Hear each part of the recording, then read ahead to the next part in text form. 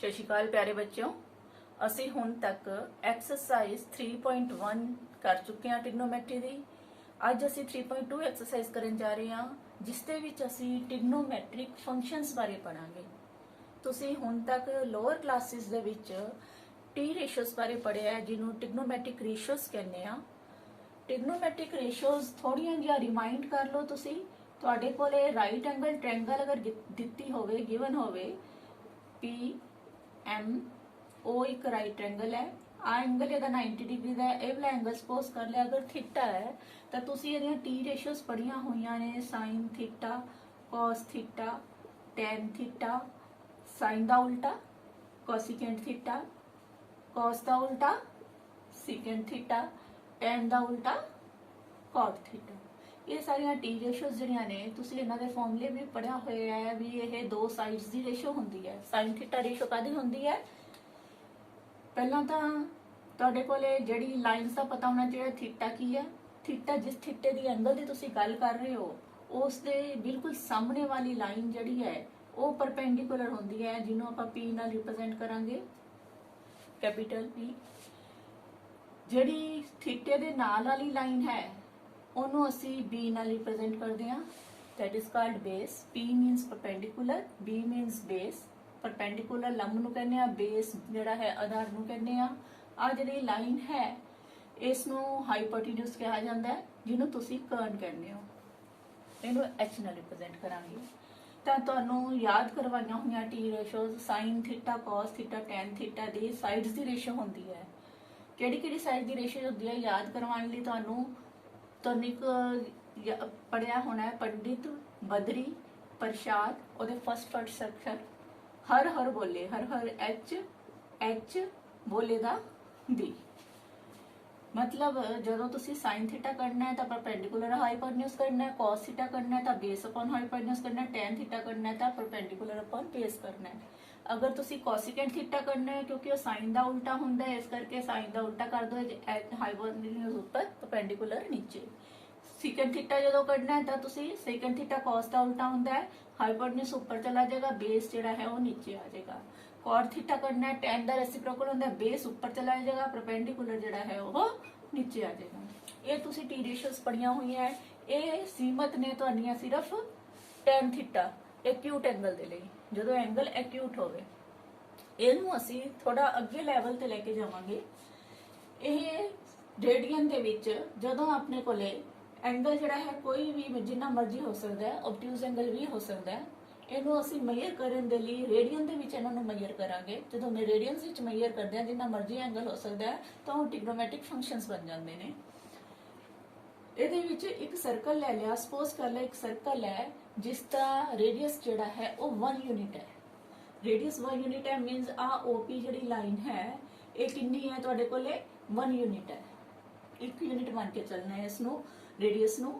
ਇਹਦੇ ਵਿੱਚ ਇੱਥੋਂ P ਪੁਆਇੰਟ ਤੋਂ ਪਰਪੈਂਡੀਕੂਲਰ ਡਰਾ ਕੀਤਾ ਹੈ, ਉਸ ਦਾ ਨਾਮ ਰੱਖ ਲੈਣਾ ਹੈ PM। PM ਪਰਪੈਂਡੀਕੂਲਰ ਹੈ। ਇਹ ਸਪੋਜ਼ ਕਰ ਲਿਆ ਸੈਂਟਰ ਤੋਂ M ਪੁਆਇੰਟ ਜਿਹੜਾ ਹੈ A ਡਿਸਟੈਂਸ ਤੇ ਹੈ, ਤੇ ਆ M ਪੁਆਇੰਟ ਜਿਹੜਾ ਹੈਗਾ ਇਧਰੋਂ ਦੀ P ਪੁਆਇੰਟ ਜਿਹੜਾ ਹੈ ਉਹ PM ਦੀ ਡਿਸਟੈਂਸ ਜਿਹੜਾ ਹੈ ਸਪੋਜ਼ ਕਰ ਲਿਆ B ਲੈਂਥ ਹੈ। ਤਾਂ P ਪੁਆਇੰਟ ਨੂੰ ਆਪਾਂ ਰਿਪਰੈਜ਼ੈਂਟ ਕਰਾਂਗੇ x ਐਕਸਿਸ ਤੋਂ, ਕਿਉਂਕਿ A ਦੂਰ ਹੈ, y ਐਕਸਿਸ ਤੋਂ B ਦੂਰ ਹੈ, ਤਾਂ ਇਹਨੂੰ AB ਦੇ ਨਾਲ ਡਿਨੋਟ ਕਰਾਂਗੇ। ਅਗਰ ਲਿਖੀਏ ਇੱਥੇ ਤਾਂ ਉਹ M ਡਿਸਟੈਂਸ ਜਿਹੜਾ ਹੈ ਉਹਦੀ ਲੈਂਥ ਤੁਹਾਡੇ ਕੋਲ ਆ ਗਈ A, ਤੇ MP ਦੀ ਲੈਂਥ ਜਿਹੜੀ ਹੈ ਉਹ ਆ ਗਈ ਤੁਹਾਡੇ ਕੋਲ B। ਇਹਦੇ ਵਿੱਚ ਕਿਉਂਕਿ ਇਹ ਰਾਈਟ ਐਂਗਲ ਟ੍ਰਾਇੰਗਲ ਹੈ, M ਦੇ ਉੱਤੇ 90 ਦਾ ਐਂਗਲ ਬਣਾ ਰਹੀ ਹੈ OPM ਟ੍ਰਾਇੰਗਲ, ਇਸ ਕਰਕੇ ਪਾਇਥਾਗੋਰਸ ਥਿਊਰਮ ਲੱਗੇਗੀ ਇਸ ਤੇ। ਪਾਇਥਾਗੋਰਸ ਥਿਊਰਮ ਦੇ ਅਕੋਰਡਿੰਗ OP ਦਾ ਸਕੁਅਰ ਇਜ਼ ਇਕੁਅਲ ਟੂ ਹੁੰਦਾ ਹੈ OM ਦਾ ਸਕੁਅਰ ਪਲਸ MOP ਦਾ ਸਕੁਅਰ ਜਾਂ PM ਦਾ ਸਕੁਅਰ, ਜੋ ਮਰਜ਼ੀ ਲਿਖ ਸਕਦੇ ਹੋ, ਸਾਈਡ ਹੈ। ਇਹ ਜਿਹੜੀ ਹੈ ਥਿਊਰਮ ਦੇ ਵਿੱਚ OP ਦੀ ਜਿਹੜੀ ਵੈਲਿਊ ਹੈ, OP ਕਿੰਨੀ ਲਈ ਹੈ ਤੁਸੀਂ 1 ਯੂਨਿਟ ਲਈ ਹੈ, ਤਾਂ ਇੱਥੇ 1 ਭਰਾਂਗੇ 1 ਦਾ ਸਕੁਅਰ, OM ਤੁਸੀਂ A ਭਰੋਗੇ A ਦਾ ਸਕੁਅਰ, MP ਜਿਹੜੀ ਤੁਹਾਡੇ ਕੋਲ B ਹੈ B ਦਾ ਸਕੁਅਰ, ਮੀਨਸ A ਦਾ ਸਕੁਅਰ ਪਲਸ B ਦਾ ਸਕੁਅਰ ਇਜ਼ ਇਕੁਅਲ ਟੂ ਕਿੰਨਾ ਹੋ ਗਿਆ 1 ਦੇ। ਸੈਕਿੰਡ ਦੂਸਰੀ ਗੱਲ ਕਰੋ ਤੁਸੀਂ, ਤੁਹਾਡੇ ਕੋਲੇ ਸਾਈਨ ਥੀਟੇ ਦੀ ਗੱਲ ਕੀਤੀ ਸੀ, ਪਰਪੈਂਡੀਕੂਲਰ ਅਪਨ ਹਾਈਪੋਟੇਨਿਊਸ ਹੁੰਦਾ ਹੈ, ਕਿਉਂਕਿ ਇੱਥੇ ਜਿਹੜਾ ਹੈ ये अपने इनिशियल पॉइंट ਨੂੰ OA मान लिया। आ जी रिवॉल्व कर रही है, मान लो ये एक्स डिस्टेंस इन्हें कवर किया इतों की, तो एंगल भी कितना होएगा एंटी क्लॉकवाइज एक्स रेडियन होएगा। अगर असी साइन एक्स की वैल्यू लिखिए, साइन एक्स होंदा है परपेंडिकुलर अपॉन हाइपोटेन्यूज। परपेंडिकुलर ये केड़ा हैगा एनपी है, अपॉन हाइपोटेन्यूज केड़ा है तुहाडा ओपी है। तो perpendicular upon hypotenuse, perpendicular MP तुहाडे कोल बी है, ओपी तुहाडे कोल 1 यूनिट है, तो साइन एक्स आ गया तुहाडे कोल इक्वल टू बी दे। इस तरह ही अगर कॉस एक्स लिखना चाहो, कॉस एक्स जिहड़ा है कॉस थीटा हुंदा बेस अपॉन हाइपोटेन्यूज, बेस इहदे विच ओएम है, हाइपोटेन्यूज अपने कोल आही है ओपी है। तो ओएम जिहड़ी है तुहाडे कोल ए सी, ओपी तुहाडे कोल 1 सी, ये आ जाएगा सॉल्व करके अपने को ए आ गया, मीनस कॉस ए दी एक्स की वैल्यू आ गई ए। तुहाडे कोले ए दी वैल्यू आ गई, एक तुहाडे कोल आ इक्वेशन आई है, तुहाडे कोले फर्स्ट इक्वेशन, आ तुहाडे कोल सैकंड इक्वेशन है, आ तुहाडे कोले थर्ड इक्वेशन है। इन्हां तिन्नां नूं ध्यान नाल देखो, असी ए दी थां दे उत्ते cos x लिख सकते हैं। इहदे विच पहली इक्वेशन विच पुट कर दो वैल्यू, ए दी थां ते वरता cos x, ओदा स्क्वायर सीगा, इत्थे cos स्क्वायर x आ गया। फिर प्लस बी, बी दी थां ते की लिख सकते हो तुसी sin x लिख सकते हो, इत्थे sin x लिखो, ओदा स्क्वायर सी अगों स्क्वायर आ गया इज इक्वल टू 1। इनू ऐ भी लिख सकते हो sin स्क्वायर x अगे लिख लिया plus cos square x is equal to 1। ये तुहाडी जिहड़ी है मेन आइडेंटिटी आ गई, जिहड़ी कि तुसी सब तो पहला ट्रिग्नोमेट्री दे विच फॉर्मूले जिहड़े हो पढ़दे हो, फर्स्ट आइडेंटिटी है तुहाडी सारियां तो। हुण तुसी अगे है, हुण इनू आपां ने अगे जिहड़ा है अप्लाई करना है दूसरे कोआर्डिनेट्स के लिए। तो असी एक तो तुहानू आ याद होने चाहिए है 2 पाई जिहड़ा है रेडियन पूरा घुम जाए तो 2 पाई हो जाता है, एंगल पूरा 2 पाई रेडियन होंदा है, तो एंगल वो किहदे बराबर होंदा 360 दे। अगर असी पाई करना चाहिए ਇਹਦਾ हाफ करता तो इत्थे हाफ 180 आ गया। जिथे भी अपने को 360 होए मीनस एंगल 2 पाई है, जे 180 डिग्री है मीनस एंगल पाई है रेडियन दे विच। अगर अपने को ਇਹਦਾ भी हाफ करता पाई बाय 2 करता, इत्थे भी हाफ करेंगे 90 आ जाएगा। 90 की वैल्यू मतलब पाई बाय 2 होंदी है। ते अगर असी पाई दे विच पाई बाय 2 जोड़ दिए 3 पाई बाय 2 बन जाता है, मतलब 180 दे विच 90 जोड़िए कितना एंगल बन गया 270 डिग्री। 270 डिग्री ਨੂੰ ਅਸੀਂ 3 पाई बाय 2 लिख सकते हैं। मीनस ਜਦੋਂ ਆਹ ਲਾਈਨ ਇੱਥੇ ਹੀ ਹੈ, ਇਨੀਸ਼ੀਅਲ ਲਾਈਨ ਹੈ, ਇੱਥੇ एंगल 0 डिग्री है। ਜਦੋਂ ਇਹ ਇੱਥੇ ਪਹੁੰਚ ਗਈ 90 ਦਾ एंगल ਬਣਾ ਲਿਆ, ਹੁਣ 90 ਨੂੰ ਲਿਖਾਂਗੇ ਪਾਈ ਬਾय 2। ਜਦੋਂ ਇਹ ਪੂਰਾ ਰਿਵੋਲਵ ਕਰ ਗਈ ਸਟੇਟ ਲਾਈਨ ਬਣਾਤੀ, ਇਹ ਬਣ ਗਿਆ एंगल 180 ਦਾ, ਇਹਨੂੰ ਲਿਖਾਂਗੇ ਇੱਥੇ ਅਸੀਂ ਪਾਈ। ਜਦੋਂ ਇਹ ਅੱਗੇ ਇੱਥੇ ਤੱਕ ਰਿਵੋਲਵ ਕਰ ਗਈ ਇਸ ਜਗ੍ਹਾ ਤੇ, ਇੱਥੇ एंगल ਕਿੰਨਾ ਬਣ ਗਿਆ 270 ਦਾ, ਇੱਥੋਂ ਤੋਂ ਲੈ ਕੇ ਇੱਥੇ ਤੱਕ एंगल 270, ਇਹਨੂੰ ਲਿਖਾਂਗੇ 3 ਪਾਈ ਬਾय 2। ਤੇ ਜਦੋਂ ਪੂਰੀ ਰਿਵੋਲਵ ਕਰ ਜਾਏਗੀ ਇਹ ਦੁਬਾਰਾ ਇੱਥੇ ਆ ਕੇ ਕਿੰਨਾ एंगल ਹੋ ਜਾਏਗਾ 360 ਦਾ, ਜਿਹਨੂੰ ਅਸੀਂ ਲਿਖਾਂਗੇ 2 ਪਾਈ। ਹੁਣ ਇਹਦੀਆਂ ਵੈਲਿਊਜ਼ ਤੁਸੀਂ ਕੱਢਦੇ ਹੁੰਦੇ ਸੀਗੇ, ਦੇਖੋ cos 0 डिग्री ਦੇ ਵੈਲਿਊ, cos ਦੀ ਵੈਲਿਊ ਪਹਿਲਾਂ ਤਾਂ cos ਹੈ ਕੀ, cos x ਜਿਹੜਾ ਹੈ ਉਹ a ਦੇ ਬਰਾਬਰ ਹੈ। ਅਗਰ cos 0 ਦੀ ਵੈਲਿਊ ਲਿਖਣੀ ਹੋਵੇ मतलब ਲਾਈਨ ਇੱਥੇ ਹੀ ਰਹਿ ਗਈ, ਉਦੋਂ ਆਪਣੇ ਕੋਲੇ ਇਸ ਜਗ੍ਹਾ ਤੇ वैल्यू ए दी वैल्यू जिहड़ी हैगी है, ये यूनिट लेंथ कितनी है अपने कोले, मैक्सिमम वैल्यू कितनी है 0 एंगल दे उत्ते, ਇਹਦੀ वैल्यू कितनी आ रही है 1 आ रही है। उस तो बाद आ ए दा कोऑर्डिनेट है, आ तुहाडे कोले बी दा कोऑर्डिनेट है। जिथे ए दी गल होएगी अगला देखना है एक्स एक्सिस वाला देखना है, जिथे बी दी गल होएगी उत्थे वाई एक्सिस वाला देखना है। हुण तुहाडे कोले cos ਦੀ ਗੱਲ ਕਰ ਰਹੇ ਹਾਂ, a वाले कोऑर्डिनेट्स देखने हैं, मींस अगले x एक्सिस वाले कोऑर्डिनेट देखने हैं। पाई बाय 2 ਦੇ ਉੱਤੇ पाई बाय 2 एंगल आया, ਇੱਥੇ x एक्सिस ਦੀ वैल्यू देखो 0 है, मतलब cos pi by 2 the value कितनी ਹੁੰਦੀ है 0। फिर cos पाई ਦੀ वैल्यू, cos पाई पाई एंगल आ ਸੀਗਾ, ਇਹਦੇ ਉੱਤੇ x एक्सिस वाले ਦੀ वैल्यू देखनी है, a ਦੀ वैल्यू कितनी है -1। cos 3 पाई बाय 2 आ 3 पाई बाय 2 एंगल है, ਇਹਦੇ ਉੱਤੇ x एक्सिस ਦੀ वैल्यू देखनी है, x एक्सिस वाली a वैल्यू देखनी है, cos x बराबर a दे है वो है 0।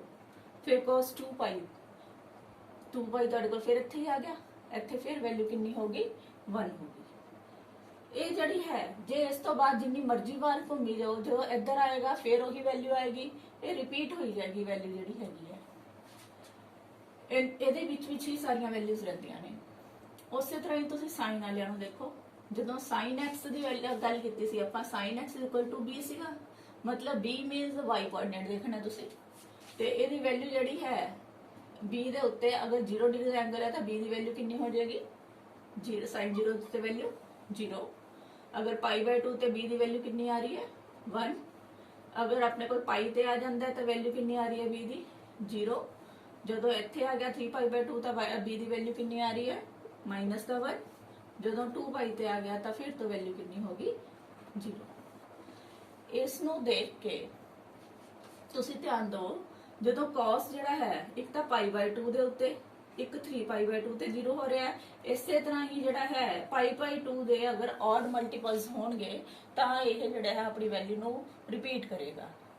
cos ਜਿਹੜਾ ਹੈ cos ਥੀਟਾ ਜਿਹੜਾ ਹੈ ਉਹਦੀ ਵੈਲਿਊ ਜਿਹੜੀ ਹੈ ਉਹ ਰਿਪੀਟ ਕਰਦੀ ਹੈ ਥੋੜੀ ਦੇਰ ਬਾਅਦ 2n+1 π/2।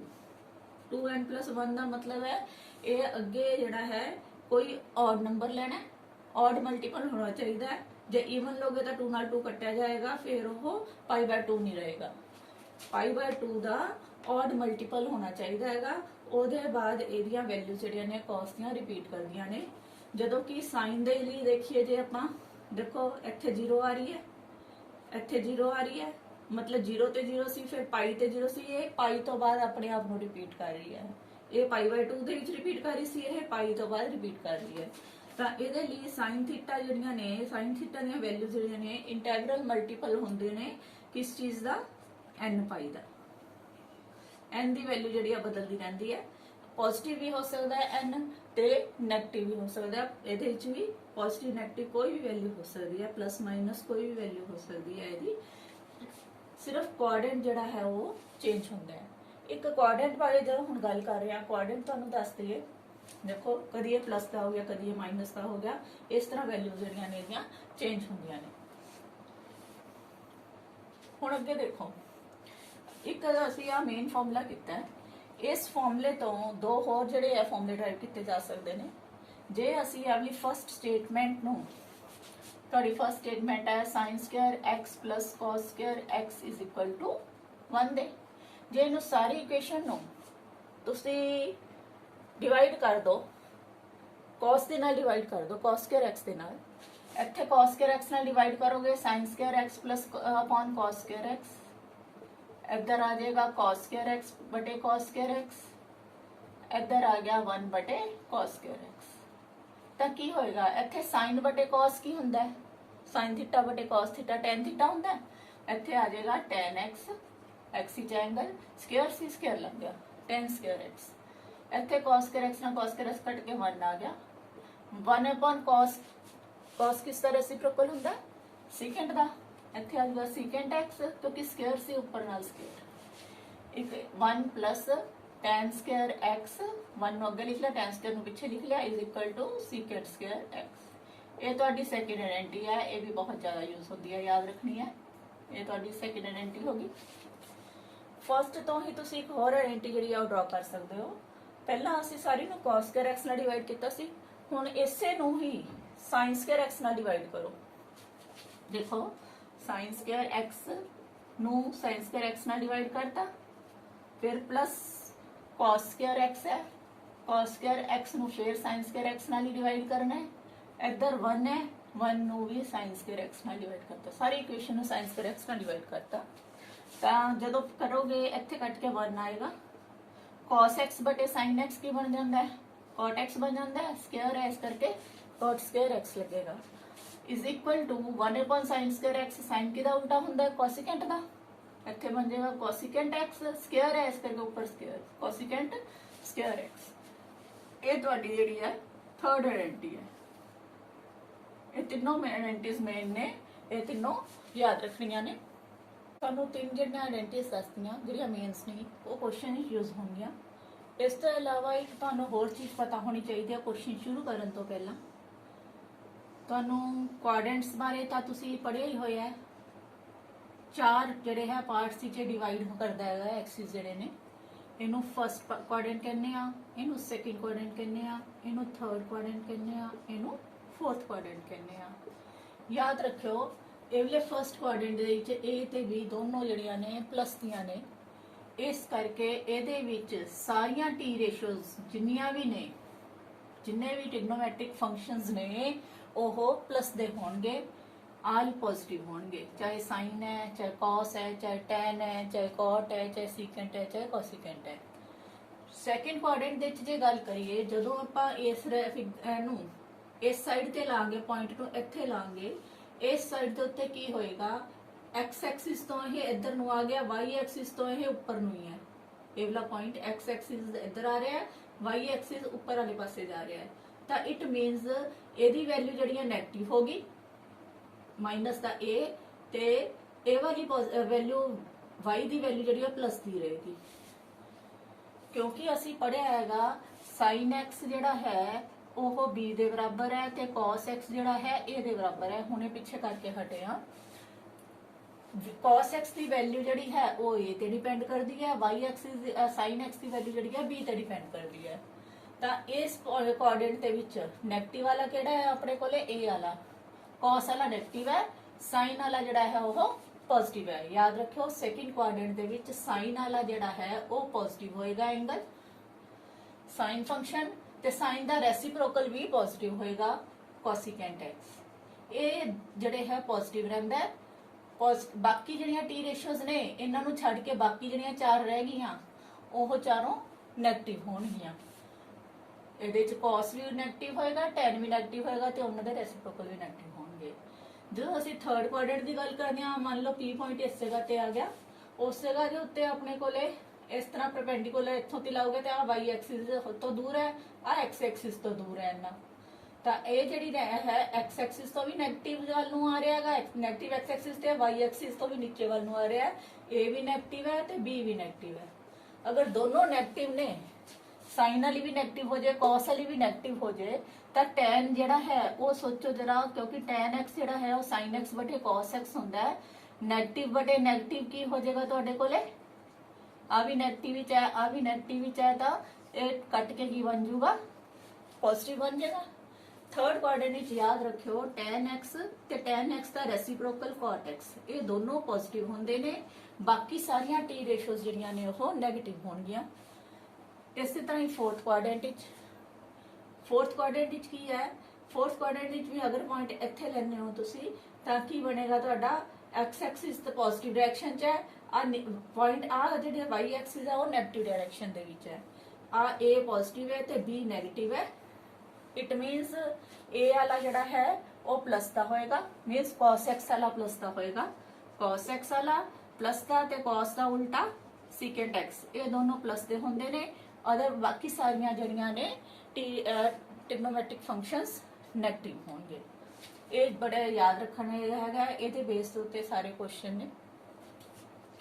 एक होर तुहानू याद होणगे, साइन माइनस एक्स जिहड़ा है तुसी पढ़े हुए ने वो हुंदा माइनस साइन एक्स के बराबर, कॉस माइनस एक्स बराबर हुंदा कॉस एक्स के बराबर, tan माइनस एक्स बराबर हुंदा minus tan x, secant tan दा उल्टा अपने को साइन दा उल्टा कोसिकेंट माइनस एक्स वो बराबर होंदा है माइनस का कोसिकेंट एक्स,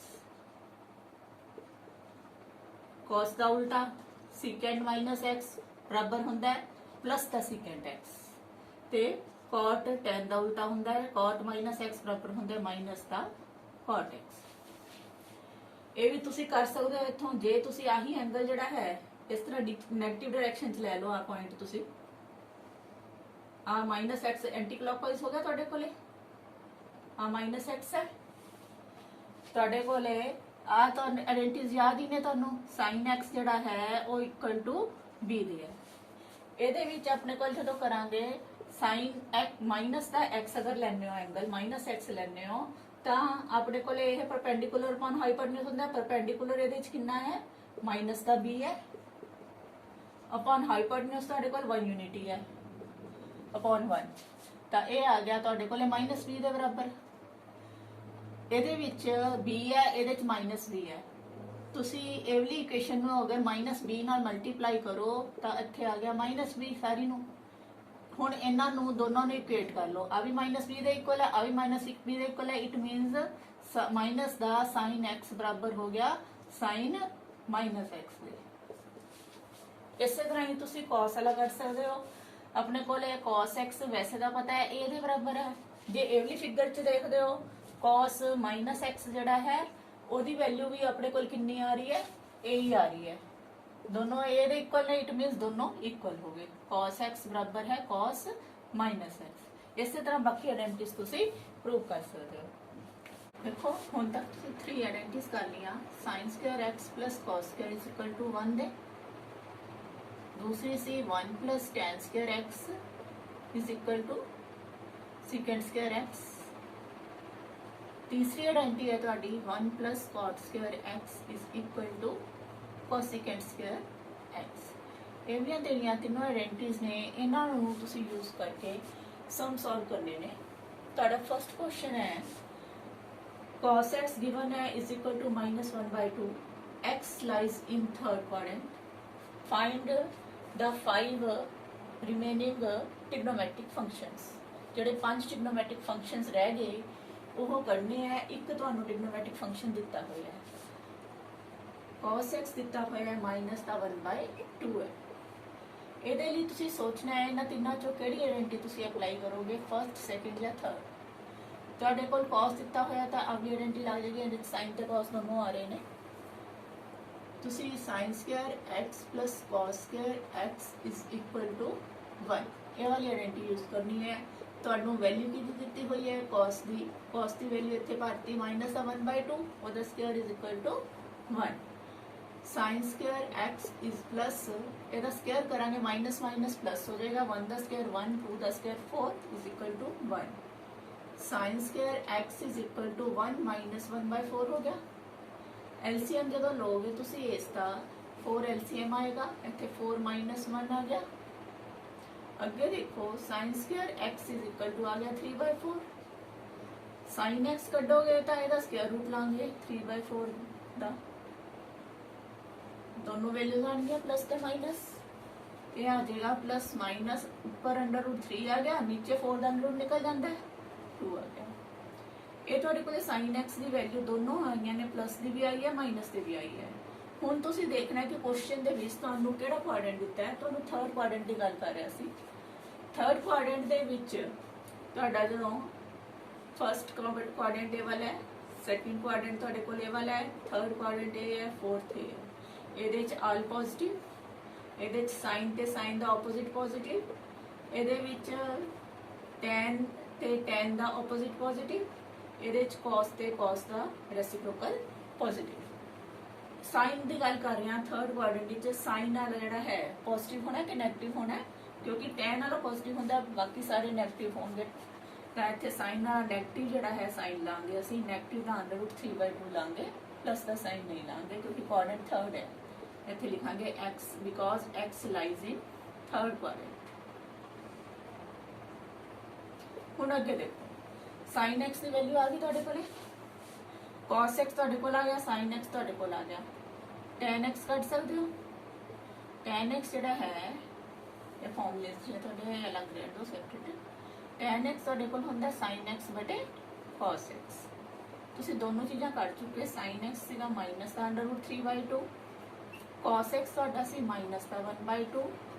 ਸੋਲਵ ਕਰਾਂਗੇ ਰੈਸਿਪਰੋਕਲ ਲਾਂਗੇ ਤਾਂ ਮਾਈਨਸ ਨਾਲ ਤਾਂ ਮਾਈਨਸ ਕੱਟ ਹੀ ਗਿਆ, √3/2 ਇੰਟੂ ਇਹਦਾ ਰੈਸਿਪਰੋਕਲ ਲਿਆ 2/1 ਹੋ ਗਿਆ, ਕੈਂਸਿਲ ਹੋ ਕੇ ਕਿੰਨਾ ਆ ਗਿਆ √3।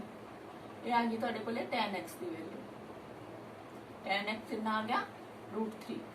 ਦੁਬਾਰਾ ਲਿਖ ਲੈਂਦੇ ਆ, tan x ਆ ਗਿਆ √3। ਹੁਣ ਤੁਹਾਡੇ ਕੋਲੇ cos ਦਿੱਤਾ ਹੋਇਆ ਸੀ, साइन ਤੁਸੀਂ ਕੱਢ ਲਿਆ, tan ਤੁਹਾਡੇ ਕੋਲ ਆ ਗਿਆ। ਹੁਣ ਬਾਕੀ ਦਾ ਆਪਾਂ ਨੇ ਜਿਹੜੀਆਂ ਡਿਊਰੇਸ਼ਨਸ ਕਰਨੀਆਂ, ਟ੍ਰਿਗੋਨੋਮੈਟ੍ਰਿਕ ਫੰਕਸ਼ਨਸ ਕਰਨੇ ਨੇ। ਤੁਹਾਡੇ ਕੋਲੇ ਪਹਿਲਾਂ ਜਿਵੇਂ cos x ਦਿੱਤਾ ਹੋਇਆ ਸੀ, cos x ਦਾ ਰੈਸਿਪਰੋਕਲ ਕੀ ਹੁੰਦਾ ਹੈ, cos x ਤੁਹਾਡੇ ਕੋਲ -1/2 ਹੈ, ਉਸ ਦਾ ਰੈਸਿਪਰੋਕਲ ਕੀ ਹੁੰਦਾ ਹੈਗਾ secant x। ਤਾਂ ਇਹਦਾ ਰੈਸਿਪਰੋਕਲ ਲਾਂਗੇ 2/1 that is equal to -2। ਤੁਹਾਡੇ ਕੋਲੇ sin x ਹੈਗਾ ਹੈ, ਕਿੰਨਾ ਆਇਆ ਹੈ? ਮਾਈਨਸ ਦਾ √3/2 ਆਇਆ। ਇਹਦਾ ਰੈਸੀਪ੍ਰੋਕਲ ਕੀ ਹੁੰਦਾ ਹੈ? ਕੋਸਿਕੈਂਟ x ਹੁੰਦਾ ਹੈ। ਕੋਸਿਕੈਂਟ x ਜਿਹੜਾ ਹੈ ਇਹਦਾ ਰੈਸੀਪ੍ਰੋਕਲ ਕੀ ਆ ਜਾਏਗਾ? 2 ਮਾਈਨਸ ਦਾ 2/√3। tan ਤੁਸੀਂ ਕੱਢ ਚੁੱਕੇ ਸੀ, tan x ਤੁਹਾਡਾ ਸੀ √3, ਤਾਂ ਇਹਦਾ ਰੈਸੀਪ੍ਰੋਕਲ cot x ਕਿੰਨਾ ਹੋਏਗਾ? ਇਹਦੇ ਨੀਚੇ ਕੁਛ ਨਹੀਂ ਹੈ, ਮੀਨਸ 1 ਹੈ, ਤਾਂ ਇਹ ਬਣ ਜਾਏਗਾ 1 ਬਾਏ, ਉਲਟਾਓਗੇ ਜਦੋਂ 1/√3। ਤੁਹਾਡੇ ਕੋਲ ਆ ਗਿਵਨ ਸੀ, ਤੁਸੀਂ ਆ ਕੱਢ ਲਿਆ। 1 2 3 4 ਤੇ 5 ਪੰਜੋਂ ਜਿਹੜੀਆਂ ਨੇ ਤੁਹਾਡੀਆਂ ਕੀ ਨੇ? ਟ੍ਰਿਗਨੋਮੈਟ੍ਰਿਕ ਫੰਕਸ਼ਨਸ ਨੇ। ਇੱਕ ਗਿਵਨ ਹੋਏ ਤੇ ਬਾਕੀ 5 ਜਿਹੜੀਆਂ ਕੱਢੀਆਂ ਜਾ ਸਕਦੀਆਂ ਨੇ। ਜੇ ਤੁਸੀਂ ਸੈਕਿੰਡ ਕੁਐਸਚਨ 'ਚ ਦੇਖੋ, ਸੈਕਿੰਡ ਕੁਐਸਚਨ 'ਚ ਵੀ sin x ਦਿੱਤਾ ਹੋਇਆ 3/5 ਹੈ। ਇਹੀ ਫਾਰਮੂਲਾ ਦੁਬਾਰਾ ਅਪਲਾਈ ਹੋਣਾ ਹੈ। sin ਦੀ ਵੈਲਿਊ ਪਤਾ ਹੈ, sin ਦੀ ਵੈਲਿਊ ਭਰੀ ਜਾਏਗੀ, cos ਕੱਢ ਲੋਗੇ।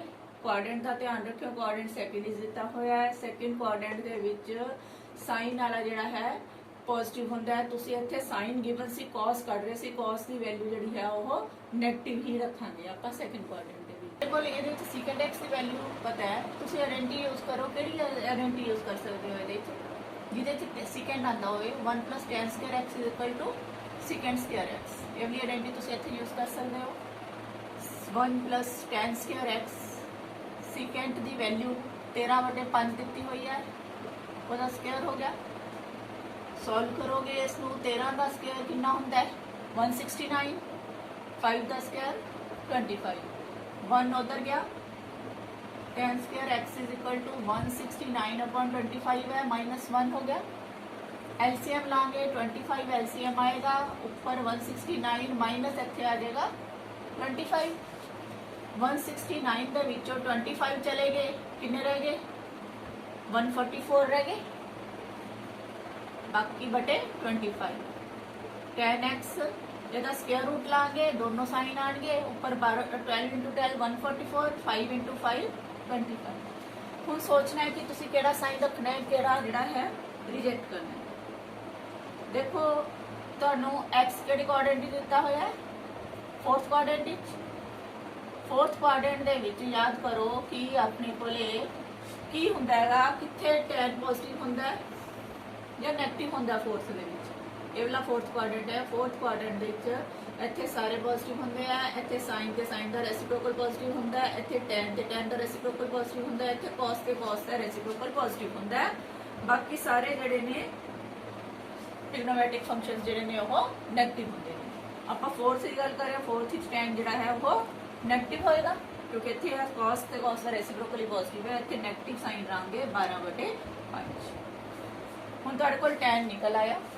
ਤੁਸੀਂ ਇੱਕ ਟੀ ਰੇਸ਼ੋ ਤੁਹਾਨੂੰ ਪਤਾ ਸੀ, secant x ਦਿੱਤੀ ਹੋਈ ਸੀ 13/5, ਬਾਕੀ ਟੀ ਰੇਸ਼ੋਸ ਕੱਢਣੀਆਂ ਸੀਗੀਆਂ ਤੁਸੀਂ। secant x ਦਾ ਰੈਸੀਪ੍ਰੋਕਲ secant ਹੈ, cos x ਹੁੰਦਾ ਹੈਗਾ। cos x ਜਿਹੜਾ ਹੈ ਅਗਰ ਕੱਢੋਗੇ ਤਾਂ ਇਹਦਾ ਉਲਟਾ ਰੈਸੀਪ੍ਰੋਕਲ ਲੈ ਲਓਗੇ 5/13। tan x ਤੁਹਾਡੇ ਕੋਲ ਆ ਗਈ ਹੈ, tan x ਤੁਹਾਡੇ ਕੋਲੇ -12/5 ਹੈ, ਤਾਂ ਅਗਰ cot ਕੱਢਣੀ ਚਾਹੋਗੇ ਤਾਂ cot ਕੀ ਹੁੰਦਾ ਹੈਗਾ? ਰੈਸੀਪ੍ਰੋਕਲ ਹੁੰਦਾ ਹੈ -5/12। ਉਸੇ ਤਰ੍ਹਾਂ ਹੀ ਹੁਣ ਰਹਿ ਗਿਆ sin x ਤੁਹਾਡੇ ਕੋਲ ਨਹੀਂ ਨਿਕਲਿਆ, ਤੁਸੀਂ tan x ਕੱਢ ਚੁੱਕੇ ਹੋ। tan x ਜਿਹੜਾ ਹੈ ਉਹ ਹੁੰਦਾ sin x/ cos x, ਤੇ tan x ਆਇਆ ਤੁਹਾਡਾ -12/5। ਹੁਣ ਤੁਹਾਡੇ ਕੋਲੇ sin x ਤੁਸੀਂ ਕੱਢਣਾ ਚਾਹੁੰਦੇ ਹੋ, cos x ਤੁਸੀਂ ਕੱਢ ਚੁੱਕੇ ਹੋ। 5/13 ਬਰਾਬਰ ਹੈ -12/5। ਇਹਨੂੰ 5/13 ਜਿਹੜਾ ਹੈ ਉਧਰ ਜਾ ਕੇ ਮਲਟੀਪਲਾਈ ਹੋ ਜਾਏਗਾ, ਤਾਂ sin x ਆ ਜਾਏਗਾ ਤੁਹਾਡੇ ਕੋਲ -12/5 ਗੁਣਾ 5/13। 5 ਨਾਲ 5 ਕੱਟ ਗਿਆ, ਇਹ ਆ ਗਿਆ -12/13। sin x ਆ ਗਿਆ ਕਿੰਨਾ? -12/13। ਤੁਸੀਂ ਇਸ ਦਾ ਰੈਸੀਪ੍ਰੋਕਲ ਕੱਢਣਾ। ਹੁਣ ਕੋਸਿਕੈਂਟ x ਰਹੇਗਾ ਤੁਹਾਡਾ ਕੱਢਣ ਵਾਲਾ। ਕੋਸਿਕੈਂਟ x ਜਿਹੜਾ ਹੈ ਇਹਦਾ ਰੈਸੀਪ੍ਰੋਕਲ ਹੁੰਦਾ ਹੈ 13/12, ਸਾਈਨ ਉਹੀ ਰਹੇਗਾ ਮਾਈਨਸ ਦਾ। ਤੁਸੀਂ 5 ਦੀ ਆ ਦਿੱਤੀ ਹੋਈ ਸੀ, ਗਿਵਨ ਸੀ ਤੁਹਾਨੂੰ 5 ਟ੍ਰਿਗਨੋਮੈਟ੍ਰਿਕ ਫੰਕਸ਼ਨਸ ਕੱਢਨੇ ਸੀ। ਆ ਫਸਟ ਹੋ ਗਿਆ, ਸੈਕਿੰਡ, ਆ ਥਰਡ, sin x ਵਾਲਾ 4th ਤੇ ਆਹ 5th। ਪੰਜੋਂ ਟ੍ਰਿਗਨੋਮੈਟ੍ਰਿਕ ਫੰਕਸ਼ਨ ਜਿਹੜੇ ਆ ਇਸ ਤਰ੍ਹਾਂ ਕੈਲਕੂਲੇਟ ਕਰ ਸਕਦੇ ਹੋ।